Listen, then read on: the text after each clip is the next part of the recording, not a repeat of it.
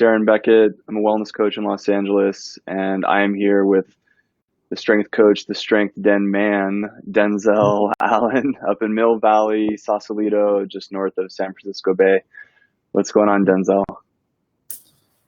Yeah, not it's an interesting question these days, right? Like, Mm, I feel like I'm so used to just saying, "Oh yeah, I'm good, I'm fine," just to keep the other person comfortable, right? And that's the day we're living in right now is like having to try to strip that back, so we're hearing and seeing everybody's truth. So, truthfully, for today, at the current moment, I'm all right. Started off the day a little hot, I guess to say.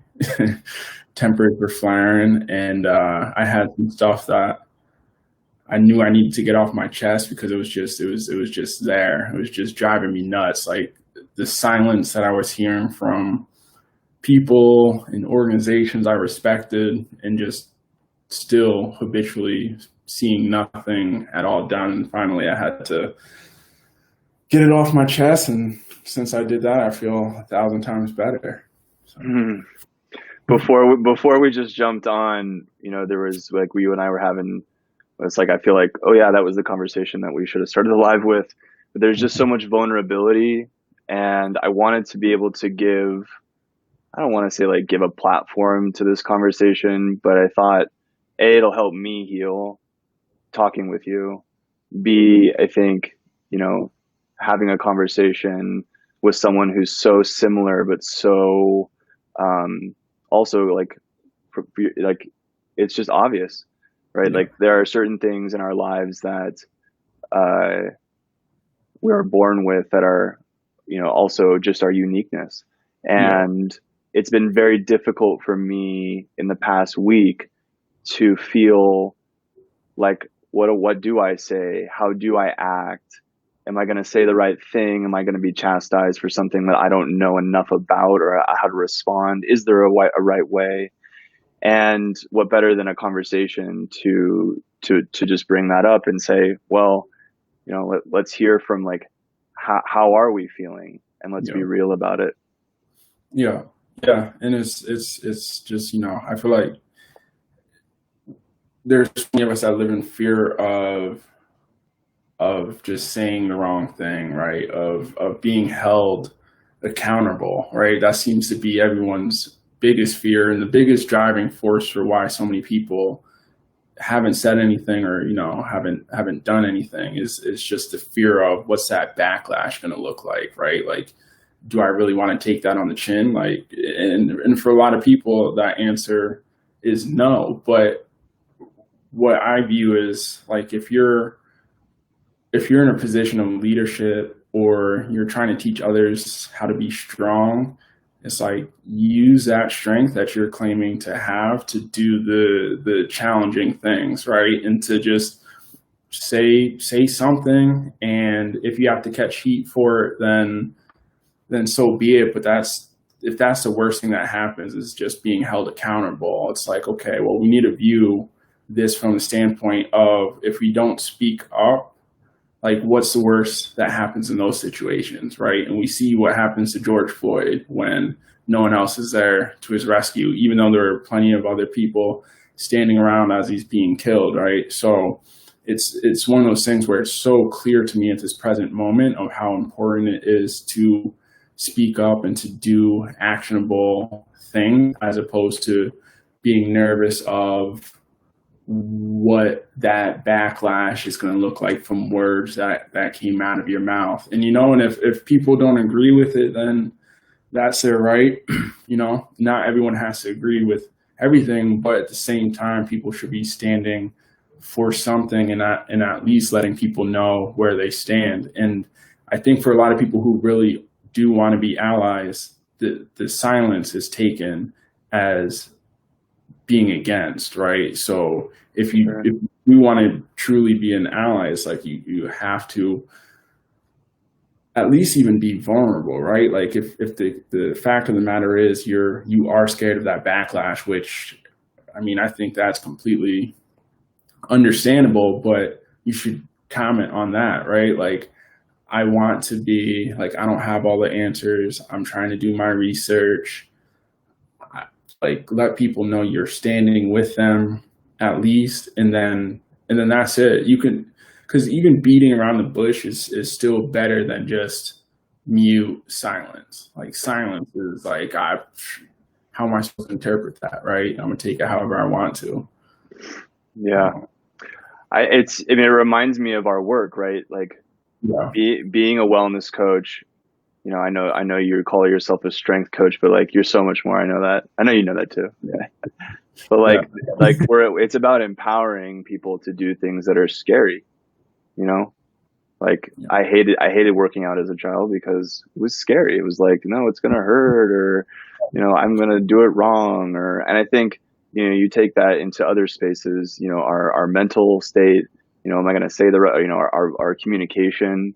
It's a relationship, yeah, and in that relationship, we're gonna have to be in spaces that we feel uncomfortable and our nervous system is going to react, you know, like why am I shaking, or why do I feel paralyzed, or why do I feel like I'm in pain, right? Like where this is a visceral response to something that's happening both externally and internally. And I think that's the power in this moment too. And also what I'm hearing from you, because you're like, look, there's a safe space to explore what you're feeling, and know that even if you get it wrong, like I may, you know, you're there's a right to say like that's wrong, and yeah, or it needs to change. And then there's also like, what are we going to grow from, right? Like yeah. these are growing pains for humanity, and I see them as no different for the work that you and I do daily with individuals and groups. Yeah. Yeah, yeah. It's I mean, I think that's the biggest thing, right? That's the biggest part that we as coaches can take away from this is it is another uncomfortable position, which a lot of us should be used to if we're in this profession of teaching people, because we've had to learn all of these new skills all the time so that we can get comfortable with knowing how to do it, so then we can teach it to somebody else. So it's that level of discomfort or being uncomfortable that like we should essentially live in that, right? Like, so taking this moment to now continue to fine tune that skill of how do I make this uncomfortable situation more comfortable? How am I able to actually navigate in this space?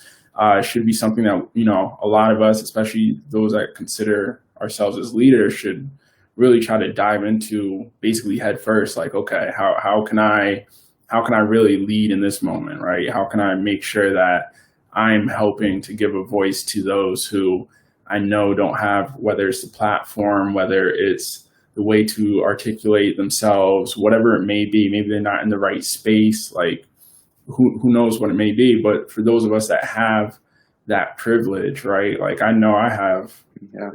privilege, right? The way that I'm able to write, the way that I'm able to speak, the way that I'm able to navigate basically any space just from having always lived in them, right? For some people, these are alien spaces, living, being Black and living in basically an entire white town, right? But that's me since childhood, right? That's these are spaces, these are things I'm used to having to balance back and forth between, right? So Yeah.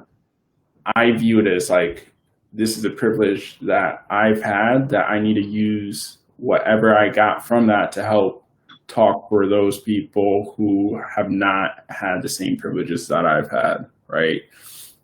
And then also like the crazy part of now is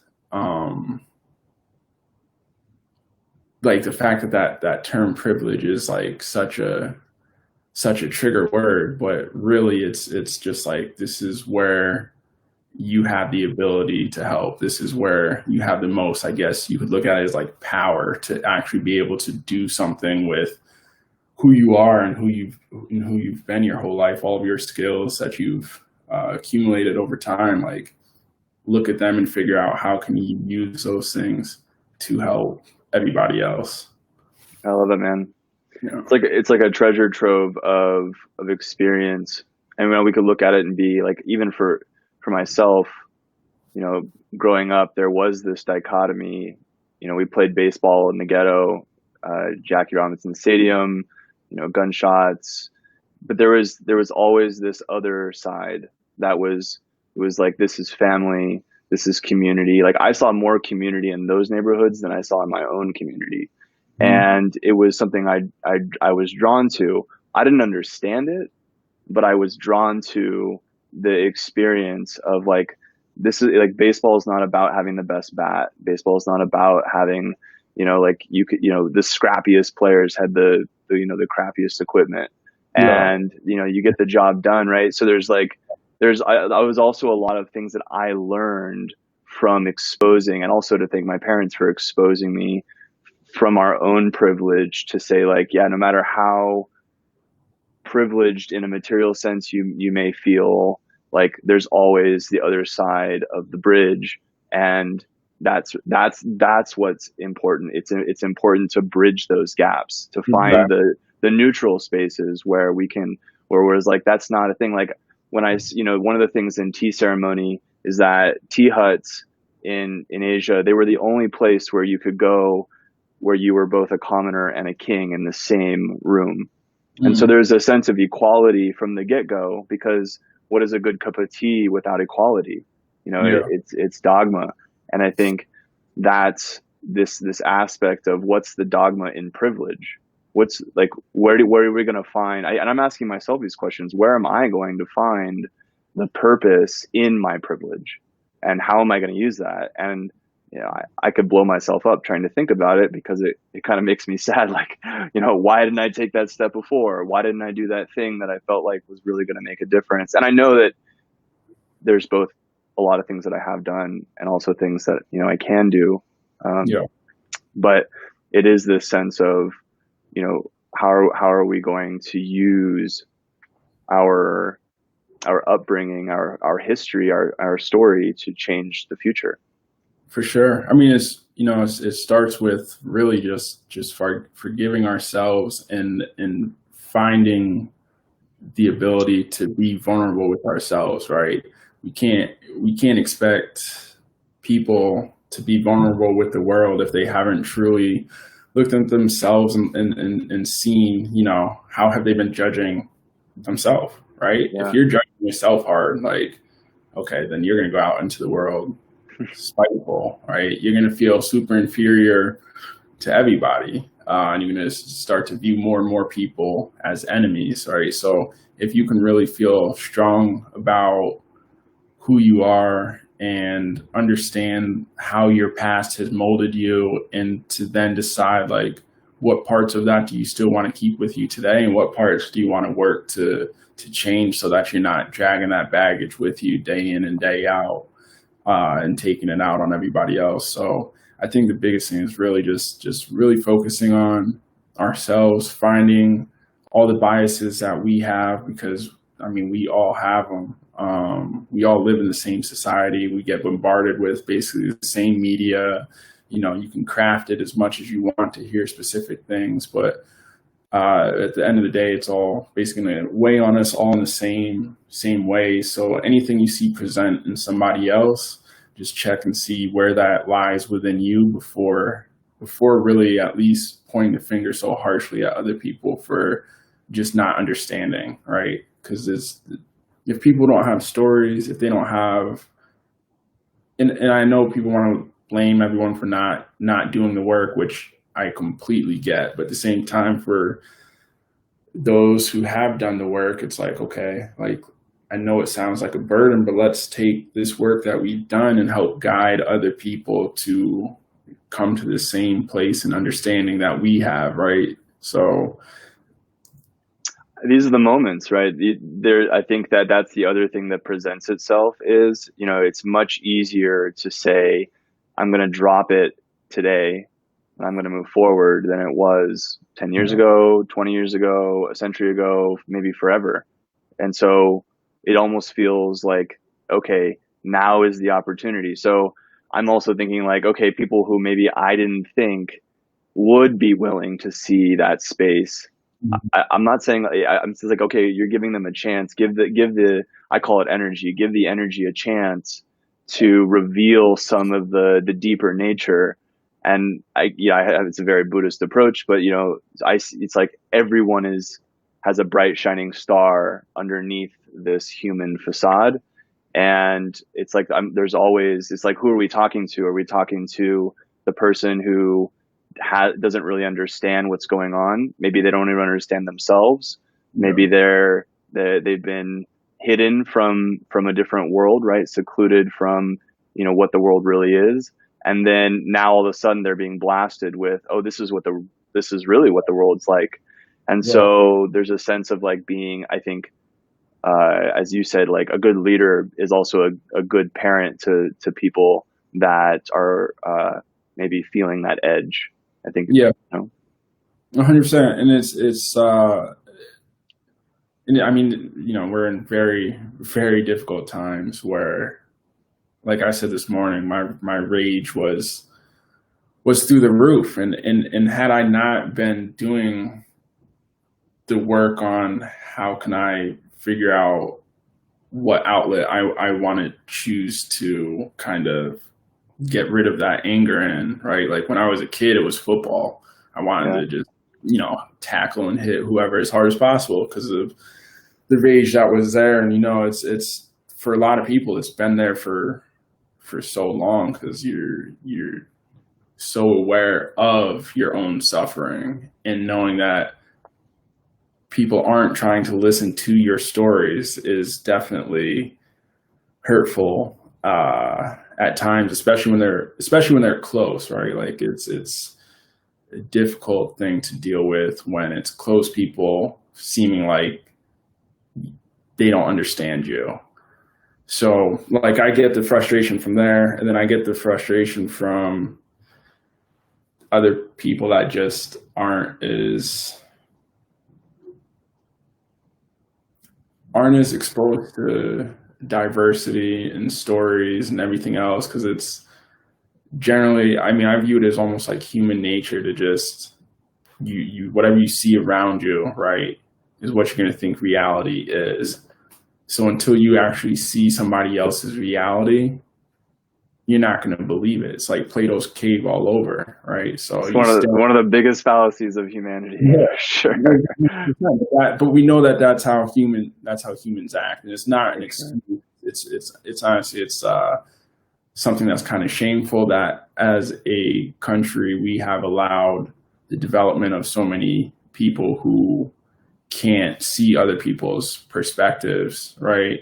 And perceptions and to take that into their own reality. But instead we have created a position where everyone's just staring at the wall and not realizing there's a whole world behind them, right? So whatever they're seeing casted in front of them on the TV is what people believe, and then that narrative is not the real stories of what other people's plight is like. And then to finally, when you do maybe have a conversation with someone who's asking to understand where you're coming from, and then to then have them tell you, are you sure? Like, are you sure that's your reality? And you're like, what? So it's definitely frustrating. Yeah, it's frustrating all the way around. But that's why, I try to have conversations as much as possible because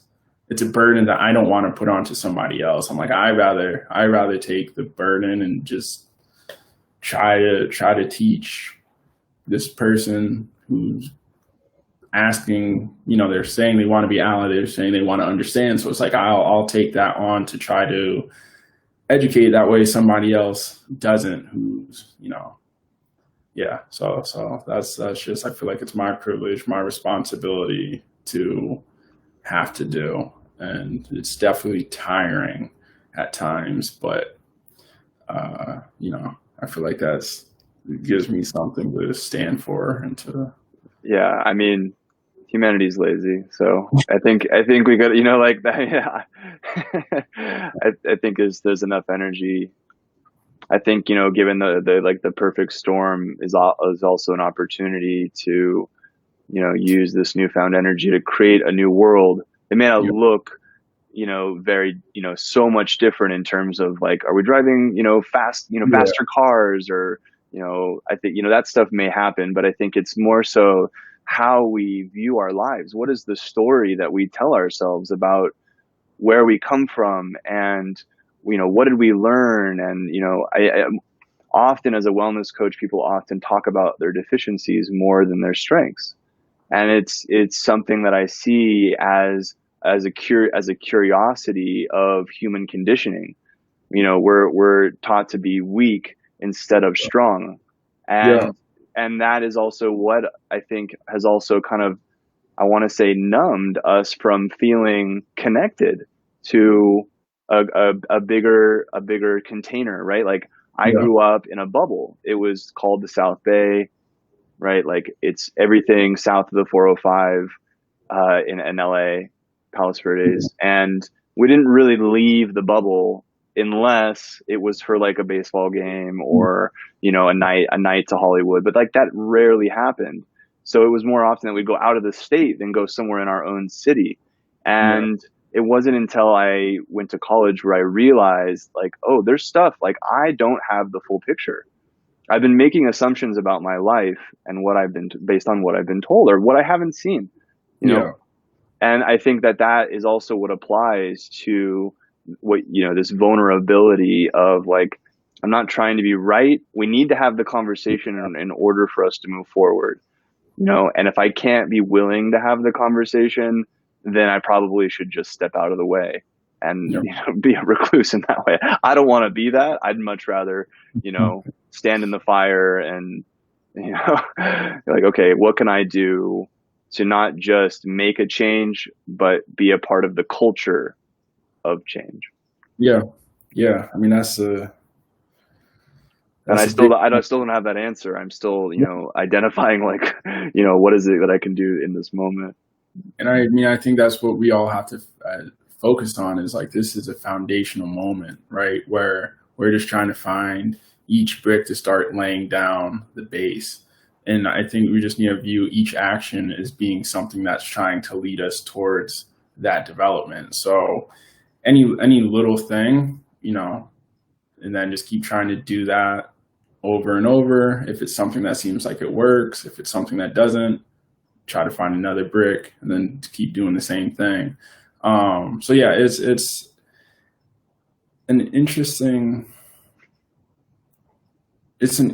time overall, but I mean, I really am optimistic that on the other side of all of this, we'll have legislation, we'll have more people that are understanding why Black Lives Matter is a thing and why shouting all lives matter at this moment is just, it's going to be taken as disrespectful or ignorant, right? One or the other right now, because it's just so clear what the moment is. And if it's a challenge to say, just to say Black Lives Matter, like, then there is a lot of work that needs to be done within that individual is my current viewpoint. Like, it's I just, totally agree.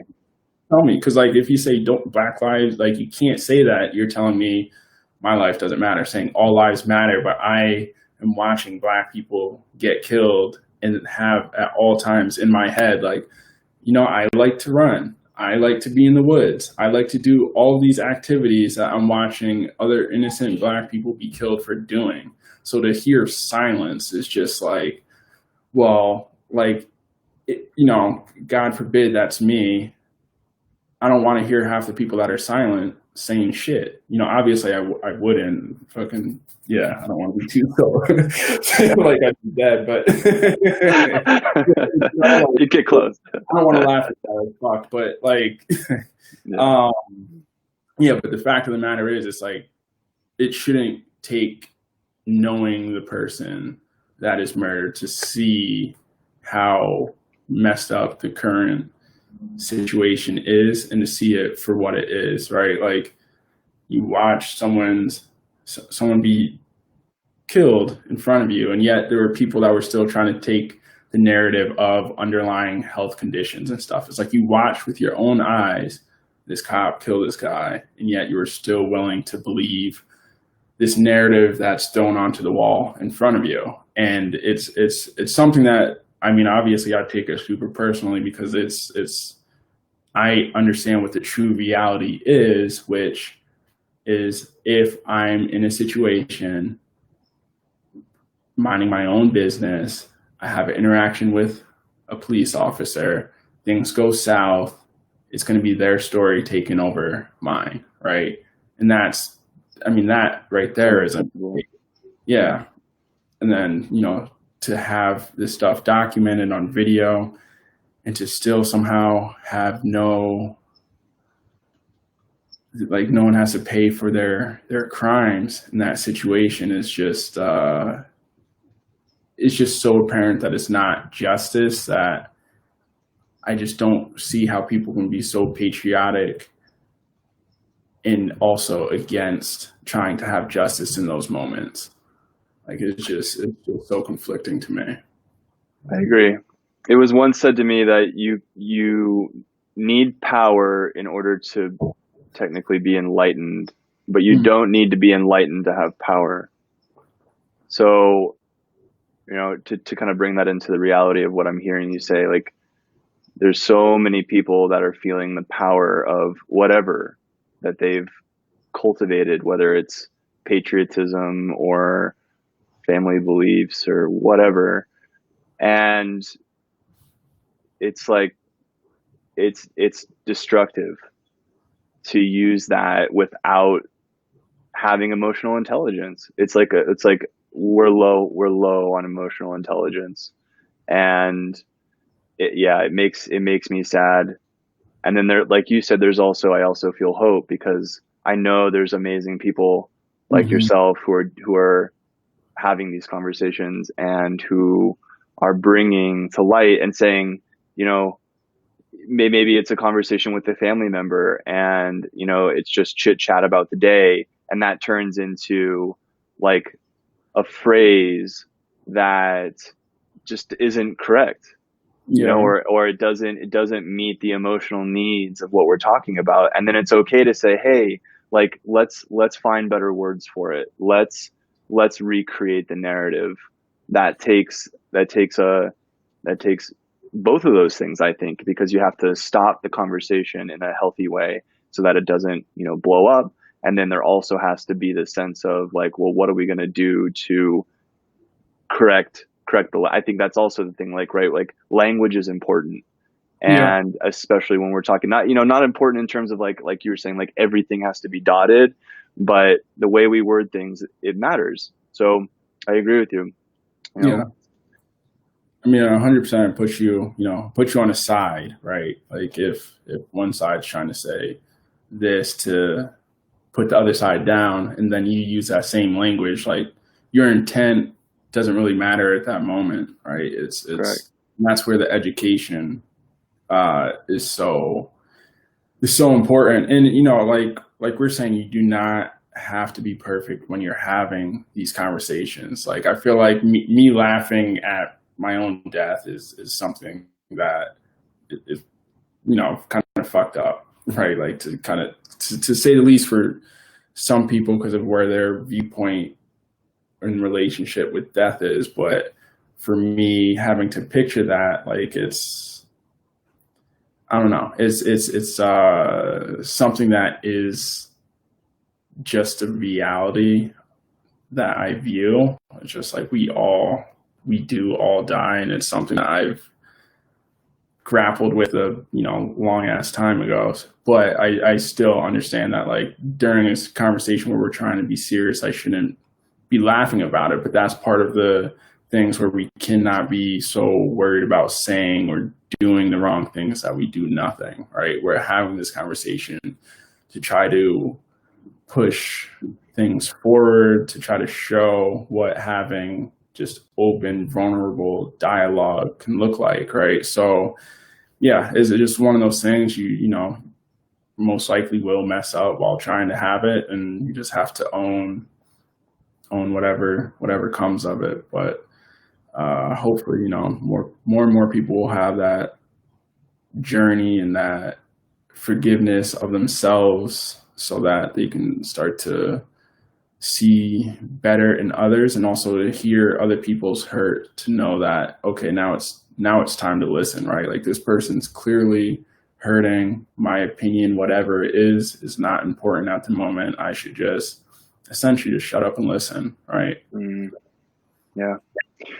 Denzel, do you feel like, I'm sure this has always been part of your path, but do you feel like that you've thought about maybe how you want to approach helping people to do this in the wellness community? I know that, if you're part of a bigger organization, there may be small bouts of training in these ways, but I think there's an opportunity here too for people to, wellness practitioners to also be educated, to, have something, that a resource that they could go to help bridge some of those gaps. Yeah. Yeah, so actually, I was just talking to my friends about it. I saw this gym, I think he's in Palo Alto, Performance Gains, created this separate web page that's basically a directory to all these resources, whether they're books by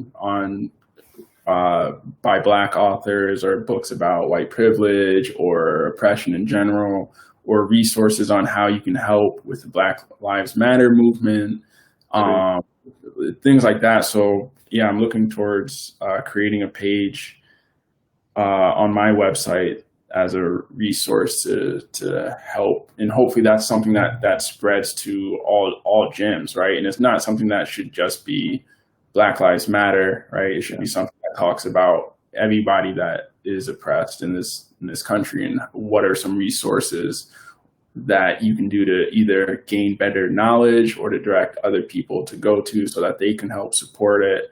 I think that's one of the good things about this time is there's just a lot of work that we can all do collectively as like a unit to really help make this country and make this world a better place. It's just, constantly just trying to figure out how can I do my part within the small community that I'm in, or the people's lives that I'm affecting, and just make sure that I'm doing my part and trying to help nudge them so that they begin to do their part as well.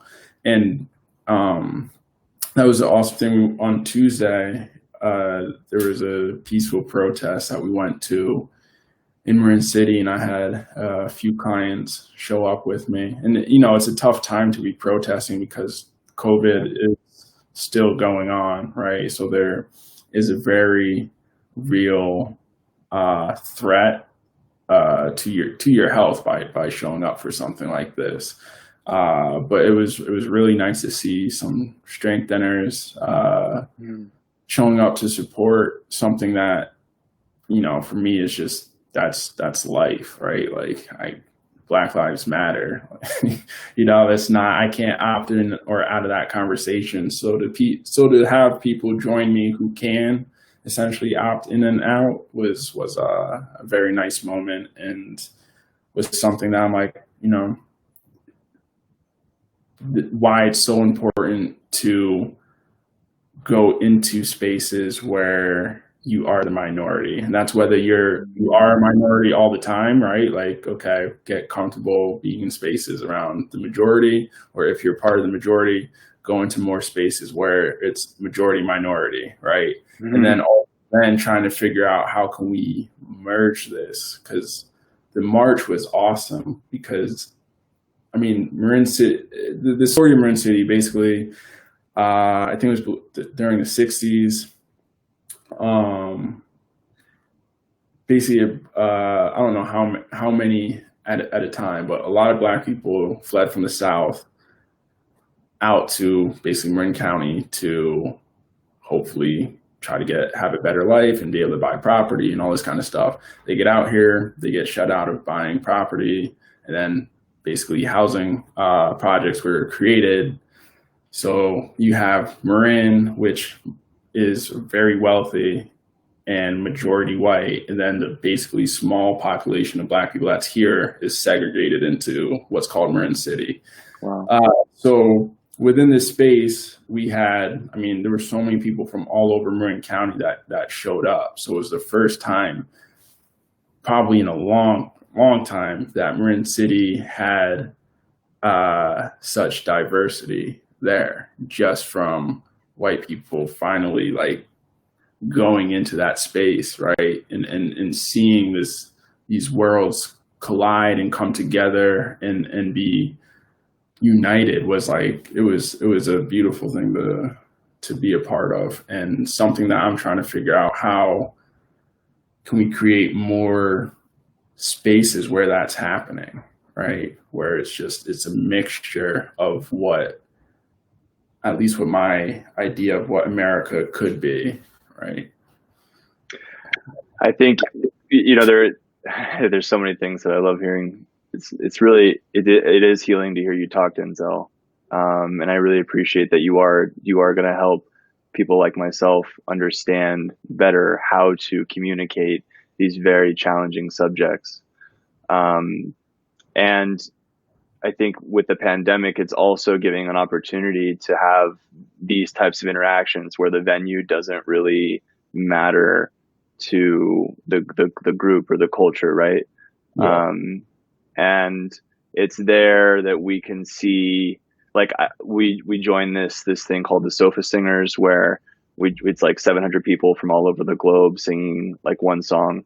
And today's was Aretha Franklin, and someone who symbolizes, and is a symbol for Black history and for Black culture. And yeah, it's like the most beautiful. I'm like getting teary. It was like the most beautiful song, and 700 people from across the globe who are just like, this is what builds me up, right? Like the energy you feel from something like that in a community space. Yeah, I think that's where my optimism lies. Yeah. Is there are spaces and they're being created. Yeah. They're And being created. exactly. And I think more and more people who have been creating it on a smaller scale will see the importance of trying to figure out a way to essentially scale it up, right? Not talking like financially or anything, but just a way to have a bigger reach, so that more and more people can kind of see what it is that you're doing. How is it that your friend group's so diverse, or whatever it may be. And those are the organizations that I'm trying to be a part of, going forward, are the ones that not only allow you to sit at the table, but also allow you to speak and have a voice of your own, and that it's valued and that it's heard and listened to and not judged, right? So it's not enough. And I think a lot of places kind of know they need diversity, so they do things to just check the box, but it's more of a like photo op kind of thing as opposed to truly being with you. So hopefully, more and more organizations will have diversity boards on how can we make sure that we're, actually doing the right things and having a bigger, broader scope of the people that we can positively impact, right? Not create a culture of, you're not good enough to be here. It's siloed. Yeah. So hopefully that's the case going forward with a lot of things. It's funny, that was my senior project at Pepperdine, to understand the differences between the schools and see where the diversity statements and what that meant for each school, and how varied they were. And it shows how siloed society has become. And that, I think that also breeds that bubble mentality, like get outside the bubble. It's a big awakening for everyone in these moments, because it's hitting hard, so big, right? Even the looting, right? Like in neighborhoods that I grew up in, or I'm a few blocks from here in Los Angeles. And my first reaction was like, man, we really screwed up. Like these aren't people who are coming because they like, it's just a field day. It's coming because of a whole lifetime of oppression, and maybe even lifetimes, their parents' parents. And I was paralyzed for days. But, coming back to this process of, okay, where's my power? And where's my enlightenment? Where's my wisdom that's saying, like, what am I going to do with the power to be in this space? Which is why I'm so appreciative that you're taking the time to have this conversation with me, Denzel. I really appreciate it. I mean, that's the point of it all. That's the point of knowledge. That's the point of power. That's the point of money. Whatever it is that you accumulate, you shouldn't be doing it out of like just greed of having it for yourself. It should be, I want to get these things or have these things so that I can help out other people. Right? That should always be the objective: is how can I help other people rise and get some of the same stuff that I'm trying to get. So whether that's, more connection with your spirit and your soul, or if it is more money in your pocket, or, whatever it may be, more strength, it's like, okay, like you obviously got to do it first, but once you feel like you got it figured out, start telling everybody else how they can go get it. So It's lonely at the top of the mountain. I'm not saying I've gotten there, but you start walking in that direction, you realize like it's like we're all in this together. I know the illusion of having, a house with, it's barricaded by trees and you can't see in is like no longer existent. Like it's like I feel life is so much better and richer because we have each other, and it doesn't deny me from, that connection. It actually gives me, it nourishes me to have those connections. yeah, I mean, that's community. Community is the biggest thing, and I just think that's where we'll make the biggest changes going forward. Is I think more and more people will start taking a look around them and realize, damn, like I've been a part of the problem. Like everywhere I go is just as not diverse and maybe just as oppressive as everywhere else. And, if it's something that costs me a lot to access, how can I figure out a way to make it cost less for other people to be able to access it as well?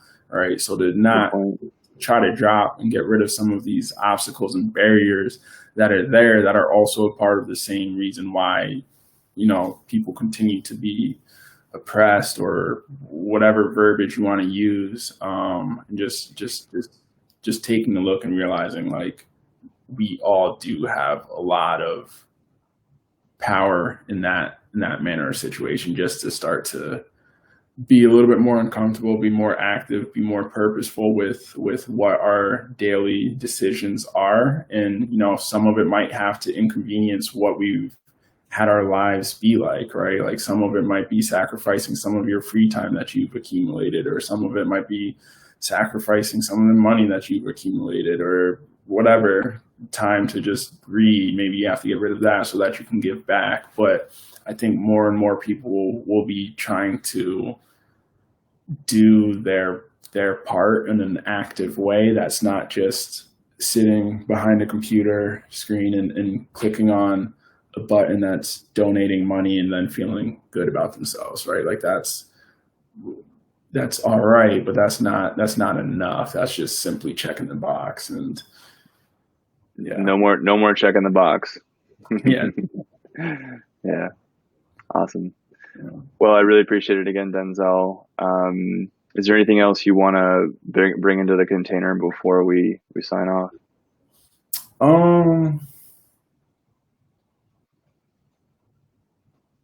Well, yeah, like I guess the last thing that I'll sit with is like a thing that's been kind of really like annoying me has been people who haven't spoke on the actual murder of George Floyd, but are like very verbal about some of the outcome as a result to that, right? So talking about looting, or talking about rioting, but not talking about the peaceful protest. We're not talking about the cop that actually killed him. And it's just one of those things that I wish people wouldn't judge or be so quick to jump onto the negative and be like, yeah, see, this is what, like just a lot of that stuff needs to end, and people need to just learn how to pause,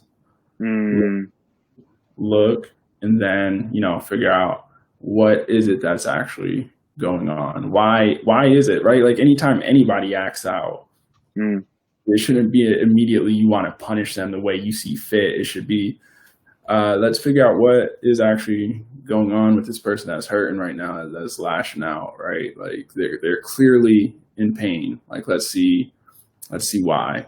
Let's get understanding first before we then decide to judge or whatever. And it's something that's interesting for such a religious country, right? That is supposed to be only God can judge, right?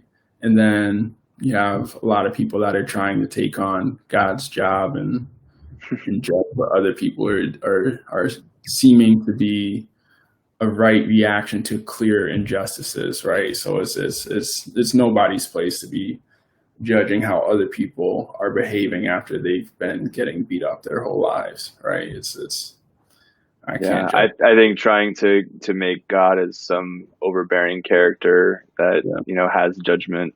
It doesn't fit a paradigm where we're all included. So no, not yeah, at all. and I agree. It seems more like bypass, but see, that also seems like what's part of the country. We've just been bypassing everything for so long. It's like a volcano. It just like it can't just keep oozing out. It has to, you know, there's a lot of this moving. It has to move. It is moving. I think Yeah. so. Yeah. But yeah, either way, that was the last bit, and optimistic though for the future, because I just think, people do want to feel good about themselves, and it's going to be really hard to feel good about yourself going forward if you're not doing any work to help better the current state and situation, right? So that's the reason why I'm optimistic. It's just knowing that that's our human ingrained system, is to find a way to feel good about ourselves and to have a daily reminder that, hey, you who's not doing anything, you're not a good person. I think that'll get a lot more people to act. So It's a worker's game. It's just like, you put the work in, and that's what I'm also telling myself is just, you keep putting the work in. Don't be complacent, because yeah, complacency is always going to, it's like chutes and ladders. I'm not interested in going backwards. yeah, Yeah. I yeah. appreciate that, Denzel. Cool. For all you listening and listening later, my name is Darren Becket. This is Denzel Allen. We're talking about privilege, living a better life, and catch us next week. We'll talk about something similar. All right, Denzel. Super appreciate your time. Yeah, no, thanks again. All right. Bye for now. Yep, see you.